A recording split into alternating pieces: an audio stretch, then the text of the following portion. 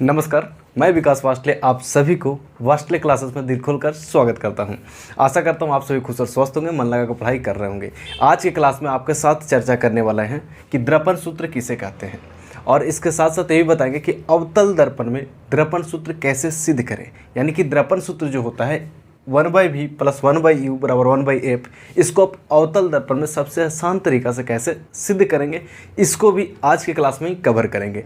तो अगर आप भी चाहते हैं सबसे आसान तरीका से दर्पण सूत्र को अवतल दर्पण में सिद्ध करना, तो इस वीडियो को आखिरी तक ज़रूर देखिएगा। सबसे पहले अगर वीडियो को लाइक नहीं है तो प्लीज़ लाइक कर दीजिए, चैनल पर पहले बार चैनल को सब्सक्राइब जरूर कर दीजिए, क्योंकि बाद में आप भूल जाते हैं। आइए समझते हैं दर्पण सूत्र किसे कहते हैं और अवतल दर्पण में दर्पण सूत्र को कैसे सिद्ध करें। चलिए अब समझते हैं दर्पण सूत्र किसे कहते हैं। दर्पण सूत्र मतलब वैसा सूत्र जिसकी सहायता से वस्तु दूरी, प्रतिबिंब दूरी और फोकस दूरी के बीच एक संबंध स्थापित किया जाता है, उस सूत्र को ही दर्पण सूत्र कहते हैं। देखिए डिफिनेशन कैसे लिखना उसको पहले समझ लीजिए। लिखना है वैसा सूत्र जिसके सहायता से वस्तु दूरी और प्रतिबिंब दूरी और फोकस दूरी में एक संबंध स्थापित होता है, उसे ही कहते हैं, उस सूत्र को दर्पण सूत्र कहा जाता है। ठीक है, जिससे संबंध स्थापित किया जाएगा किस में, वस्तु दूरी में भी, प्रतिबिंब दूरी में और फोकस दूरी में, तो उस सूत्र को हम बोलते हैं दर्पण सूत्र कहते हैं। अब आपके दिमाग में एक प्रश्न आ रहा होगा कि सर वस्तु दूरी क्या है, प्रतिबिंब दूरी क्या है और फोकस दूरी क्या कहते हैं। तो वस्तु दूरी हम बता दें कि वस्तु दूरी जो होता है किसी भी दर्पण में ध्रुव और जहाँ पे वस्तु रखा जाता है उसके बीच के दूरी को वस्तु दूरी कहते हैं। उसके बाद प्रतिबिंब दूरी क्या होता है, तो उसी दर्पण में उसी का ध्रुव और जहाँ पे उस दर्पण में प्रतिबिंब बन रहा है उसके बीच की दूरी को हम प्रतिबिंब दूरी कहते हैं, और उस दर्पण के फोकस और ध्रुव के बीच की दूरी को हम फोकस दूरी कहते हैं। प्रतिबिंब दूरी को v से डिनोट किया जाता है, इसलिए 1/v हो गया, 1/u = 1/f। दर्पण सूत्र देखिए 1/v + 1/u = 1/f, इसी को बोलते हैं दर्पण सूत्र। या फिर दूसरे लैंग्वेज में इसको लिख सकते हैं 1/f = 1/v + 1/u लिख सकते हैं, जिसमें v जो है, v क्या है, प्रतिबिंब दूरी को डिनोट करता है, u जो है वस्तु दूरी और f जो है फोकस दूरी को डिनोट करता है। मतलब v से प्रतिबिंब दूरी को डिनोट करते हैं, सूचित करते हैं, u से वस्तु दूरी को और f से फोकस दूरी को डिनोट करते हैं। ये जो दर्पण सूत्र है दोनों दर्पण के लिए उपयोग होता है, तब उत्तल दर्पण के लिए भी और अवतल दर्पण के लिए, यानी कि दोनों गोलीय दर्पण के लिए ये दर्पण सूत्र उपयोग होता है। तो दोनों दर्पण के लिए सही है। हम दोनों में आपको सिद्ध करके दिखाएंगे। आज की क्लास में आपको सिखाएंगे कि अवतल दर्पण में दर्पण सूत्र आप कैसे सिद्ध करेंगे। तो चलिए देखते हैं अवतल दर्पण में दर्पण सूत्र सबसे आसान तरीका से कैसे सिद्ध किया जाए। अवतल दर्पण में 1/v + 1/u = 1/f अर्थात दर्पण सूत्र को कैसे सिद्ध करें। इसको सिद्ध करने के लिए सबसे पहले एक आपको अवतल दर्पण बनाना है। ठीक है, उसको आपको कुछ भी नाम रख लेना है। हम उसको S और Q नाम दे दिए हैं। उसके बाद आपको इसमें दर्पण सूत्र सिद्ध करना था, यानी कि V भी होना चाहिए, U भी होना चाहिए और F भी होना चाहिए। तो उसके लिए कोई एक वस्तु लेना होगा जिसका प्रतिबिंब बने। तो हम एक वस्तु लिए जो वक्ता केंद्र और अनंत के बीच में रखे, जो AB के रूप में है। और जैसे आप जानते हैं कि अगर किसी भी अवतल दर्पण के सामने किसी भी वस्तु को वक्ता केंद्र और अनंत के बीच में रखा जाता है, तब उस वस्तु का प्रतिबिंब जो है वक्ता केंद्र और फोकस के बीच में दर्पण के सामने बनता है। तो उसी तरह से इसको रख के हम एक इमेज बना लिए, यानी एक प्रतिबिंब बना लिए जो A', B' के रूप में है। उसके बाद एक कंस्ट्रक्शन किए, मतलब एक अलग से किरण लिए जिसका नाम है BP। देखिए BP एक किरण लिए जो आप जानते हैं कि जितने एंगल से बनाकर आपतित होता है उतने एंगल से बनाकर परावर्तित भी हो जाता है। तो यहाँ से एक BP लिए जो यहाँ से B' से गुजर गया। ये आपको सिद्ध करने के लिए इतना काम करना पड़ेगा। अगर आप इतना कर लेते हैं तो जो आप इधर पार्ट में किए हैं उसको आपको अपने लैंग्वेज में जैसे हो सके आपको लिखना है। हम आपको सबसे आसान तरीका से लिख दिए समझने के लिए। जैसे देखिए सबसे पहले क्या किए, माना कि SQ एक अवतल दर्पण है जिसका प्रधान अक्ष या मुख्य अक्ष भी कह सकते हैं। मुख्य अक्ष पर वक्ता केंद्र और अनंत के बीच में एक वस्तु AB के रूप में लिया, जिसका प्रतिबिंब फोकस और वक्ता केंद्र के बीच वास्तविक, मतलब उल्टा कहते हैं, वास्तविक बनता है। कहाँ, वक्ता केंद्र और फोकस के बीच, उसको हम लिख दिए। उसके बाद एक अन्य किरण BP लिया। देखिए एक अन्य किरण BP है जो परावर्तन से, जैसी दर्पण पर पड़ा उसके परिवर्तन होकर B' से गुजरती है। ठीक है, जैसे ही परिवर्तन हुआ तो कहाँ से गुजरता है, B' से गुजरता है। इसको आप अपने लैंग्वेज में और अच्छा से बनाकर लिख देंगे। ठीक है, उसके बाद आपको सिद्ध करने के लिए 1/v + 1/u = 1/f आपको कोई दो त्रिभुज खोजना है। बताइए इसमें कहाँ पे आपको दो त्रिभुज दिख रहा है। तो सबसे पहले देखिए ABC एक त्रिभुज दिख रहा है और दूसरा A', B' दूसरा त्रिभुज दिख रहा है। तो हम यहाँ पे समरूपता लगाएंगे। यानी समरूप क्या होता है, आप के चैप्टर 6 यानी कि त्रिभुज में अच्छा से पढ़ेंगे क्या समरूप होता है। थोड़ा सा समरूप के बारे में हम यहाँ पे बताएंगे। सबसे पहले त्रिभुज लेते हैं ABC। त्रिभुज ए बी सी और त्रिभुज ए डैश बी डैश सी में। अब देखिए थोड़ा सा समझ लेते हैं समरूपता क्या होता है। सम मतलब होता है बराबर, और रूप मतलब एक जैसा दिखना। अगर एक जैसा दिख रहा है तो उसी को समरूप कहते हैं, ठीक है। यानी कहने का मतलब इसको कई सारा नियम होता है। पहला होता है एंगल एंगल, ठीक है, इसी को हम यूज़ करेंगे। एंगल एंगल समरूपता क्या कहता है कि यदि दो त्रिभुज है और उसका दो कोण आपस में बराबर है, जैसे ई कोण इसके बराबर है, ई कोण इसके बराबर है, तो तीसरा कोण ऑटोमेटिक एक दूसरे के बराबर हो जाएगा, इसलिए दोनों त्रिभुज समरूप होते हैं, ठीक है। ए समरूपता की कसौटी यही कहता है कि अगर दो त्रिभुज है और दोनों त्रिभुज में एक दो कोण बराबर है तो वो दो त्रिभुज का होगा, तीसरा कोण ऑटोमेटिक बराबर होता है, यानी अपने आप बराबर हो जाता है, इसलिए दोनों त्रिभुज समरूप होता है। जैसे आप देख सकते हैं, मान लो 60 डिग्री है तो इसके बराबर है, और ई मान लेते हैं 40 डिग्री है, इसके बराबर है, ठीक है। दो बराबर है तो तीसरा इसमें कितना होगा, क्योंकि सर त्रिभुज के तीनों कोणों के 180 डिग्री होता है, तो सर 80 डिग्री होगा। अब बताओ ये तीसरा 80 डिग्री है तो इसमें भी कितना होगा, 80 डिग्री होगा, क्योंकि दो बराबर है तो तीसरा ऑटोमेटिक बराबर हो जाता है। यही ये समरूपता कहता है। आप त्रिभुज में मैथ में पढ़ेंगे तो वही चीज़ को हम यहाँ पे यूज़ करेंगे। आइए इसको आगे बढ़ते हैं।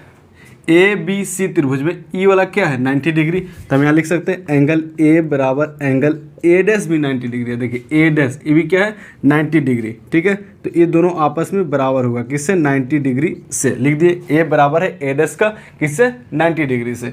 उसके बाद देखिए ना, ई वाला कोण यानी कि ए सी बी बराबर होगा बी डैश सी ए डैश, ठीक है। या इसको लिख सकते हैं ए डैश सी बी डैश, नामकरण किसी भी तरह से कर सकते हैं। ये दोनों भी आपस में बराबर होगा किससे, तो शीर्षाभिमुख कोण से। तब आप इसको लिख देते हैं एंगल ए सी बी बराबर होगा angle A dash C V dash का, किससे बराबर होगा, तो शीर्षाभिमुख कोण से, शीर्षाभिमुख कोण, ठीक है। और किसी भी दो त्रिभुज में अगर दो कोण आपस में बराबर होता है तो तीसरा कोण ऑटोमेटिक बराबर हो जाता है, इसलिए दोनों त्रिभुज समरूप होता है। तो हम कह सकते हैं सर इसलिए त्रिभुज ए बी सी इस समरूप का साइन है, समरूप होगा त्रिभुज ए डैश बी डैश सी का, ए डैश बी डैश सी का। अब समरूपता का नियम लिखना है, कौन सा समरूपता, तो ए समरूपता से दोनों क्या होगा, तो सर समरूप होगा। तो ए समरूपता से दोनों समरूप होगा। आपको देखना है ए के बराबर यहाँ है तो ए डैश होना चाहिए, सी के बराबर सी है तो सी होना चाहिए।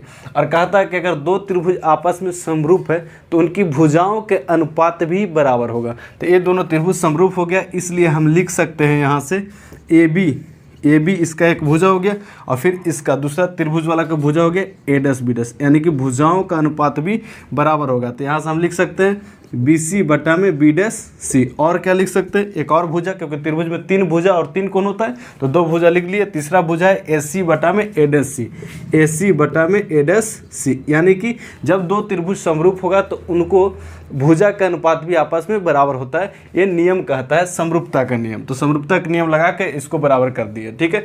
अब हमको क्या काम है ना, जो काम वाला चीज़ है उनको हम निकालेंगे।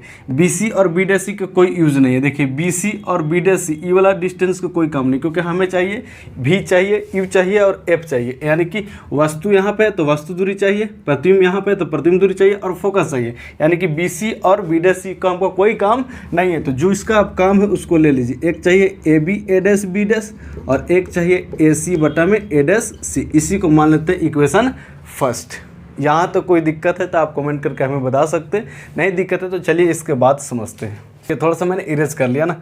अब इसके बाद देखिएगा एक इक्वेशन आ गया। अब और दो त्रिभुज खोजना है कि सर और दो त्रिभुज इसमें कौन है। तो देखिए ए बी पी एक त्रिभुज है, उसी तरह से ए डैश बी डैश पी दूसरा त्रिभुज है। तो अब हम जो लेंगे वो लेंगे ए बी पी और दूसरा त्रिभुज लेंगे और त्रिभुज ए डैश बी डैश पी, इसमें चलेंगे। अब इसमें भी देखेंगे तो सर ये 90 डिग्री है और ये भी अगर इधर 90 डिग्री है तो इधर भी 90 डिग्री होगा, क्योंकि एक लाइन पर टोटल कितना बनता है 180 डिग्री का एंगल बनता है। तो ये अगर 90 डिग्री है तो ये भी कितना होगा 90 डिग्री हो जाएगा। तो सर इसलिए कह सकते हैं एंगल ए जो है इक्वल होगा एंगल ए डैश का, एंगल ए डैश का इक्वल हो गया। और आप परावर्तन के नियम से पढ़े हैं कि आपतन कोण हमेशा परावर्तन कोण के मान का बराबर होता है। तो ये जो किरण आ रहा है ये आपतित किरण के काम कर रहा है, और ये जो प्रधान अक्ष है ये अभिलंब का काम कर रहा है। उसके बाद जो लौट के गया है उसको परावर्तित किरण कहते हैं, और यहाँ पे ये जो हो गया क्या अभिलंब के काम कर रहा है। तो ये हो गया आपतित किरण और ये हो गया परिवर्तित किरण। यानी सर इस कंडीशन से हम कह सकते हैं कि एंगल BPA लिख देते हैं, एंगल BPA बराबर होगा एंगल, इसको नाम देते हैं A', बराबर होगा सर परावर्तन के नियम से। किससे बराबर होगा? परावर्तन के नियम से, क्योंकि परावर्तन का नियम कहता है, परावर्तन का नियम क्या कहता है कि I बराबर R होता है, I बराबर R होता है। क्योंकि परावर्तन का नियम कहता है कि आपतन कोण परावर्तन कोण के मान के हमेशा बराबर होता है। अब देखिए ये भी त्रिभुज में दो कोण बराबर हो गए, ए डैश के बराबर, किससे? ये हो गया 90 डिग्री से ना, छूट गया था सॉरी, ये 90 डिग्री से। फिर BPA इस बराबर हो गया परावर्तन के नियम से। अब जब किसी भी त्रिभुज में दो कोण बराबर होता है तो त्रिभुज समरूप होता है। कौन सा समरूपता से? तो ए समरूपता से दोनों त्रिभुज क्या होता है? समरूप होता है। ठीक है, तो इसको पहले हम समरूप कर लेते हैं। तो त्रिभुज ABP इस समरूप का साइन है, समरूप हो गया त्रिभुज A', B', P का, किससे? ए समरूपता से। अब बताइए जब दो त्रिभुज समरूप हो जाता है तो समरूप होने के बाद उनकी भुजाओं का अनुपात भी आपस में बराबर होता है। तो इसलिए हम लिख सकते हैं सर समरूप है तो AB बटा में A', B' बराबर होगा BP बटा में B', बराबर होगा AP बटा में A', लेकिन हमारा BP का नहीं चाहिए, BP का कोई यूज ही नहीं है, क्योंकि हमें 1/V मतलब V चाहिए, U चाहिए और F चाहिए। इसलिए सर हम यहाँ से जो काम है वो काम वाला चीज़ लेंगे, AB बटा में A', B' बराबर BP का कोई काम नहीं, क्योंकि ई डिस्टेंस का कोई हमारा काम ही नहीं है। जितना भी होना चाहिए प्रधान अक्ष पर ही होना चाहिए। तो इस पर जो है AP है और फिर A', है, तो इसको मान लेंगे समीकरण 2। क्या मान लेंगे? समीकरण 2। अब देखिएगा तो समीकरण 2 यहाँ है और समीकरण 1 आपको यहाँ पे हम लिखे हुए हैं। और समीकरण 1 और 2 से क्या पता चल रहा है? समीकरण और 1 और 2 का आप अच्छा सा देखेंगे तो आपको पता चलेगा सर LHS बराबर है LHS के, इसलिए कह सकते हैं कि RHS बराबर RHS होगा। तो हम इस यहाँ पर लिख देते हैं समीकरण 1 और समीकरण 2 से, समीकरण 1 और समीकरण 2 से क्या हो जाएगा?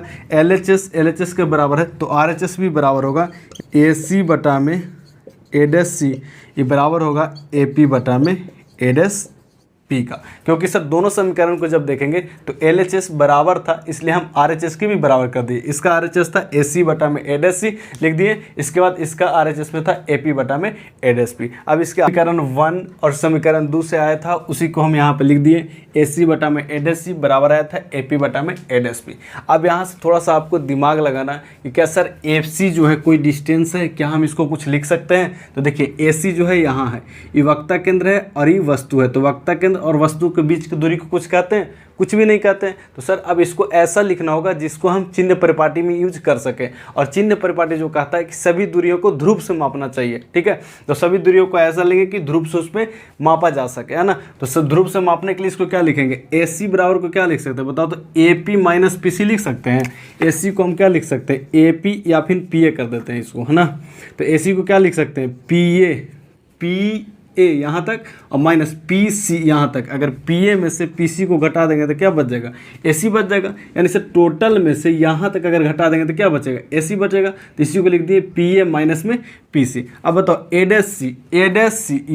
ये कुछ थोड़े नहीं, प्रतिबिंब है, ये वक्ता केंद्र है। वक्ता केंद्र और प्रतिबिंब के बीच की दूरी को क्या कहते हैं? कुछ भी नहीं कहते। तो इसको ऐसा लिखना होगा जिसमें चिन्ह परिपाटी यूज कर सके, यानी कि ध्रुव उसमें शामिल हो सके, ऐसा हमको लेना है। ठीक है, तो A' को क्या करेंगे? क्या लिख सकते हैं बताओ? इसको लिख सकते हैं PC माइनस में PA'। क्या लिख सकते हैं? PC माइनस में PA' लिख दिए। PC मतलब टोटल यहाँ से PA' माइनस कर देंगे तो A', बच जाएगा। उसी चीज़ को हम यहाँ पे लिख दिए। इसके बाद बताओ AP को क्या लिख सकते हैं? AP लिख सकते हैं सर, यह ध्रुव है और ये A है, मतलब वस्तु है, और ध्रुव से वस्तु के बीच की दूरी को हम वस्तु दूरी कहते हैं। तो इसमें कोई चेंज नहीं करेंगे, क्योंकि हम इसको लिख सकते हैं U, क्योंकि वस्तु दूरी है, तो इसको ऐसा ही छोड़ देंगे। इसके बाद बताओ A', ए डैश और पी। सर इसको भी लिख सकते हैं क्योंकि ध्रुव है और सभी ध्रुव से ही दूरियां मापा जाती है, यानी कि चिन्ह परिपाटी इसमें आसानी से लग जाएगा क्योंकि ध्रुव है और ये प्रतिबिंब दूरी है, तो ध्रुव से प्रतिबिंब के बीच की दूरी को प्रतिबिंब दूरी कहते हैं, तो हम इसमें चिन्ह परिपाटी लगा लेंगे, पी में लगेगा, इसलिए इसको भी ऐसे ही छोड़ देंगे। यहाँ तो कोई दिक्कत है नहीं ना, बस आराम से आप देखते जाइए, आपको एकदम सिद्ध करने आ जाएगा। बस जैसे जैसे कर रहे हैं आप भी वैसे सीखते जाइए, ठीक है। अब यहाँ तक लिख लिए। इसके बाद चिन्ह परिपाटी का यूज करेंगे। चिन्ह परिपाटी से क्या होगा, चिन्ह परिपाटी, इसको मान लेते हैं समीकरण थ्योरी, है ना, समीकरण थ्योरी। चिन्ह परिपाटी से, चिन्ह परिपाटी से होता है, अब इसमें चिन्ह हम लगाएंगे पी ए। अब बताओ पी ए मतलब क्या है, ध्रुव से वस्तु के बीच की दूरी क्या कहते हैं, वस्तु दूरी कहते हैं, और ये आपतित किरण की दिशा में है और इधर नापेंगे तो आपतित किरण के विपरीत दिशा में मापेंगे। तो जो आपतित किरण के दिशा में मापते हैं वो धनात्मक होता है दूरी, और जो उसके विपरीत दिशा मापते हैं वो ऋणात्मक होता है। तो हम इधर माप रहे हैं पी, तो क्या होगा, इधर माप रहे हैं ध्रुव से लेफ्ट साइड, यानी कि आपतित किरण के विपरीत दिशा में। तो जब आपतित किरण के विपरीत दिशा में मापते हैं तो दूरी क्या होता है, ऋणात्मक होता है। इसलिए हम पीओ को लिखेंगे माइनस में यू मतलब हो गया वस्तु दूरी, और माइनस मतलब कि सर आपतित किरण के विपरीत दिशा में माप रहे हैं, इसलिए यू हो गया माइनस में। उसके बाद हम लिखेंगे पीसी। बताओ पीसी किसको कहते हैं, पीसी, पी ध्रुव और सी वक्ता केंद्र। ध्रुव और वक्ता केंद्र के बीच की दूरी क्या कहते हैं, वक्ता त्रिज्या कहते हैं। और ये भी सर आपतित केंद्र के विपरीत दिशा में दूरी मापा जा रहा है, इसलिए ये भी निगेटिव होगा। तो पीसी बराबर माइनस आर लिखें, लेकिन आर का हमें यूज नहीं है, यू भी और एफ का यूज है। तो हम आपको नेक्स्ट पिछले क्लास में बताए थे एफ बराबर होता है आर बाई 2। तो आर बराबर क्या लिख सकते हैं, आर बराबर 2f लिख सकते हैं। तो बस सर आर बराबर 2f, तो इसको लिख दीजिए था माइनस में 2f। कोई दिक्कत है, कोई दिक्कत नहीं है ना, क्योंकि हमको f का ज़रूरत है ना, r की ज़रूरत नहीं है। तो r बराबर हम 2f लिख सकते हैं, ठीक है, लिख दिया। उसके बाद सर क्या है, उसके बाद पी ए डैश चाहिए, पी ए डैश चाहिए। तो p ध्रुव हो गया और ए डैश क्या हो गया, प्रतिबिंब बना हुआ है। तो ध्रुव से प्रतिबिंब के बीच की दूरी को प्रतिबिंब दूरी, जिसको v से डिनोट करते हैं, और ये भी आपतित किरण के विपरीत दिशा में मापा जा रहा है, इसलिए ये भी क्या हो जाएगा, माइनस में v हो जाएगा। उसके बाद और क्या चाहिए, तो हो गया। अब चिन्ह परिपाटी से जो भी मान आया उसको समीकरण 3 में रख देंगे, ठीक है, लिख देंगे थोड़ा सा लाइन, एक लाइन क्या लिखेंगे, चिन्ह परिपाटी का मान समीकरण 3 में रखने पर, समीकरण 3 में रखने पर। अब देखिए समीकरण 3 क्या है, P A minus P C बटा में पी सी माइनस में P A dash equal to A P बटा में ए डैश पी, ठीक है। ये समीकरण 3 है, और इसी में हम पुट करेंगे किसका, चिन्ह परिपाटी का वैल्यू। अब चिन्ह परिपाटी का वैल्यू इसमें पुट कर रहे हैं। देखिए पी ए बराबर कितना है, माइनस यू, तो यहाँ पे हम लिख रहे हैं माइनस यू, माइनस पहले से है, पहले से लिख देंगे। पी सी बराबर कितना है, माइनस 2f, तो यहाँ पे माइनस 2f लिख दे रहे हैं। उसके बाद देखिए पी सी मतलब सेम चीज़ है सर, माइनस 2f, तो माइनस 2f लिख दिए। उसके बाद देखिए माइनस लगा हुआ, माइनस लिख दिए। पी ए डैश क्या है, माइनस में व्यू है, तो माइनस में व्यू लिख दिए। उसके बाद इक्वल है, इक्वल लिख दिए। पी ए या ए पी दोनों सेम चीज़ है, क्या है, माइनस में यू, तो माइनस में साइन के साथ आपको लिखना है, चिन्ह परिपाटी वाला यूज करना है ना। चिन्ह परिपाटी यूज नहीं करेंगे गलत हो जाएगा। ए डैश पी यानी कि पी ए डैश बोलिए या ए डैश पी बोलिए, दोनों सेम चीज़ है। तो क्या है, माइनस में भी हुआ है, माइनस में क्या है, भी है, इसको पुट कर दिए। अब इसको कुछ नहीं करना, आपको सोल्यूशन करना ना। तो माइनस यू माइनस माइनस क्या हो जाएगा, प्लस में 2f। अब देखिए माइनस 2f और माइनस माइनस क्या हो जाएगा, प्लस में भी। यहाँ पे देखिए माइनस माइनस कैंसिल भी कर सकते हैं सर, यू बटा में भी हो गया, यू बटा में क्या हो गया, वी हो गया। अब इसके बाद क्या कर देंगे, क्रॉस मल्टीप्लिकेशन करेंगे, इससे इसमें कर देंगे, इससे इसमें कर देंगे, करिए। तो ये क्या हो जाएगा, माइनस यू वी, और इससे हो जाएगा प्लस में 2vf, और इससे इसमें करेंगे तो इक्वल के साइड, तो क्या हो जाएगा, माइनस में 2uf, और इससे इसमें करेंगे तो प्लस में uv होगा ना, प्लस में uv हो गया। इसके बाद जो है आपको यहाँ पर देखेंगे माइनस uv और प्लस uv, इसको एक साइड लेकर चल जाते हैं और इसको एक साइड लेकर आ जाते हैं। तो इधर से देखिए 2fv, और ये माइनस में तो इधर क्या आ जाएगा, प्लस में 2uf बराबर क्या हो जाएगा, देखिए माइनस में 2 साइड क्या हो जाएगा, प्लस में, तो uv प्लस में uv हो जाएगा। यानी इस यहाँ पे देखिए uv प्लस में uv हो गया। उसके बाद हम इसको कह सकते हैं 2vf प्लस में 2uf, और uv क्या हो जाएगा, 2uv यू वी हो गया। ठीक है, यहाँ तक कोई दिक्कत है नहीं सर। अब सब में क्या करेंगे, यू वी एफ से भाग कर देंगे, यू वी एफ से सब में भाग कर देंगे ना, यू वी एफ से भाग करने पर जैसे आप यू वी एफ से भाग करेंगे तो two V U V F से भाग करेंगे प्लस टू यू एफ है, इसमें भी करेंगे यू वी एफ से भाग करेंगे equal to two U V है, इसमें भी क्या करेंगे यू वी एफ से भाग करेंगे। तो देखिए एफ वी कर गया, यहाँ से देखिए यू कट गया, एफ कट गया, यहाँ से यू कट गया, भी कट गया, तो बच क्या बच गया थोड़ा सा देखिए क्या बच गया, यहाँ से 2/u बच गया, 2/u प्लस यहाँ से क्या बच गया 2/में v बराबर 2/में f। अब देखिए सब में 2 है तो 2 को कॉमन ले लेंगे, तो यहाँ का बच गया 1/u प्लस 1/v, इधर क्या बच गया बराबर में 2 इधर भी ले लेंगे तो 1/f। अभी 2 से 2 कैंसिल हो जाएगा क्योंकि मल्टीप्लाई में दोनों तरफ है, तो एक 2 अगर इस साइड लेते हैं तो डिवाइड में होगा, इसका मतलब है कि दोनों कैंसिल हो जाएगा ना, तो ये 2 से 2 कैंसिल कर दिए। इट मीन सर यहाँ से आ गया जो आप लाना चाहते थे 1/v, इसको इधर लिख दो क्योंकि प्लस में तो कोई दिक्कत नहीं, तो 1/v प्लस 1/u बराबर 1/f, यही आप लाना चाहते थे। इसी को बोलते थे द्रपन सूत्र। क्या बोलते थे? द्रपन सूत्र। और यही आपका प्रूफ हो गया। क्या हो गया? प्रूफ हो गया। तो बहुत आसान प्रूफ करना है, बस आपको साइन लेते हुए चलना है और 2 त्रिभुज आपको खोजना है, उस दोनों त्रिभुज को समरूप पहले करने के लिए सोचना है कि कैसे समरूप होगा। ठीक है, इस क्लास में इतना ही। आज का क्लास कैसा लगा कमेंट करके ज़रूर बताइएगा। मैं आपको सबसे आसान तरीका से अवतल दर्पण में दर्पण सूत्र सिद्ध करने के लिए समझाने की कोशिश किया हूँ। अगर आपको कुछ भी दिक्कत लगा तो वो भी कमेंट करके आप बता सकते हैं ताकि उसको नेक्स्ट क्लास में हम सुधार सकें। इस क्लास में इतना ही, मिलते हैं आपसे नेक्स्ट क्लास में। तब तक के लिए अब है मेरी जिम्मेवारी आप सभी को मैट्रिक बोर्ड में अच्छा अंक दिलाना, इसलिए मत भूलना हमारे YouTube चैनल को सब्सक्राइब बटन दबाना। तो सब्सक्राइब कर हमारे छोटे से परिवार में जरूर जुड़ जाइएगा। ठीक है, वीडियो को लाइक कर दीजिएगा। चैनल पर पहली बार तो चैनल को सब्सक्राइब करना एकदम मत भूलिएगा, क्योंकि आपके लिए रियल कंटेंट कम समय में अच्छा कंटेंट लेकर आते रहता हूँ। मिलते हैं आपसे नेक्स्ट क्लास में, तब तक के लिए आप जहाँ भी रहिए खुश रहिए, स्वस्थ रहिए, मन लगा पढ़ाई कीजिए, अपने से बड़े बुजुर्गों को सम्मान कीजिए, माता पिता काम में सहयोग जरूर कीजिए, क्योंकि वही एक ऐसा शुभ चिंतक होते हैं जो आपको दुख में भी और सुख में भी हमेशा साथ देते हैं। मिलते